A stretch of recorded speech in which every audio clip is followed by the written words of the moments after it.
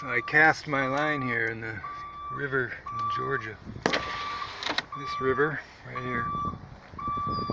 Saw some fish jumping out there, but it's a pretty muddy river, so I'm not using the right bait. I don't think it'll just attract them very easily.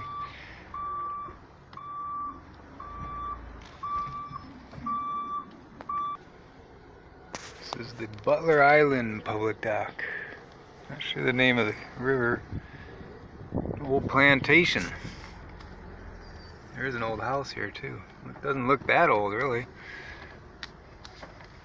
Right here. It's a pretty cool looking old house. Looks like you could fix it up pretty easily and make it livable.